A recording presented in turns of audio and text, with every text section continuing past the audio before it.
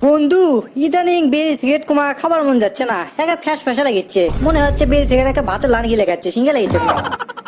আগে কত সুন্দর হাট খোলার যে পড়ে থাকিছিল বেরি সেটা টানিচ্ছ না আরামসে, ধুমছে টেনে এমন কর যে মাথা মতো ঘুরিচ্ছিল, পড়ে যাচ্ছ না, সিঙ্গার অবস্থাটা পিনি কি আলাদা।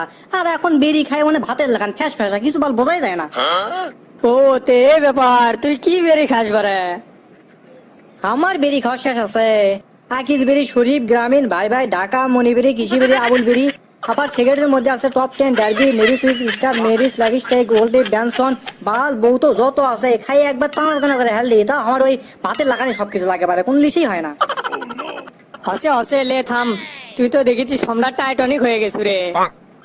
কে রে তুই আমাকে টাইটনিক করে দিচ্ছু? আমার নাম হচ্ছে সল্টেম, তুই টাইটনিক কিছু জন্য করছু? টাইটনিক করছি আর পিছে বিরাট বড় কারণ আছে। টাইটনিক কমো না মানে টাইটনিকের মতো দেখেছি তোর সব লিসে জাহাজের মতো ডুবে গেল রে। দিনকে টাইটনিক জাহাজ ডুবে গেছে, তোরও তো লিসে ডুবে গেছে। আমি বুঝতে পারছি তোর এলে সুদে হবে লয়, তুই আমার সাথ তোকে এমন আসরত বসামো তোর চোখ দিয়ে তারা বাড়াবি, তোর লিসে হবি না মানে তুই দেখিসনি। কোষ কি বন্ধু, ইনকা লিসে পাওয়া যায়? মাথা তোমার ঘুরলো বন্ধু, আমাকে লিয়েছ তো তোকে আসরত লিয়েছ, আমাকে সেই লিসে করবার মন যাচ্ছে বন্ধু, কিন্তু আমি লিসেই করবার পারছি না, তো আমাকে লিয়েছ তো। বন্ধু তুই তো যাবের চাচ্ছু রে, কিন্তু কি করি আমার কাছে তো 1 টাকা নাই এখন, টাকা বাগেরে তো হবে লয়, আর দুইজনের হবে গেলে তাও কম পক্ষে 100 টাকা লাগবে, আমার কাছে তো 1 টাকা নাই রে। বন্ধু তুই একটা কথা কবারলু, তোর তো আমি টাকা চাচ্ছি, এই টাকার কথা কয়ে আমার মনটা কি খারাপ করে হাল দিলু। তুই আর থাক, মাত্র 5 মিনিট দেরি করে এটি, আর আমি বাড়ির যাই এখনই, যাই দেখিস নি 100 টাকা লয়, 500 টাকা আসমো থাক। আসসালামু আলাইকুম আব্বা, কেঙ্কা আছেন? ওয়ালাইকুম আসসালাম, ভালো আছি।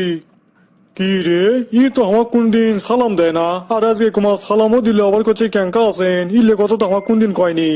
ইয়ার মাথাত কি কোনো শয়তানি বুদ্ধি আছে নাকি? ইয়স রে, তেল মারি চুকে কি কোস ক?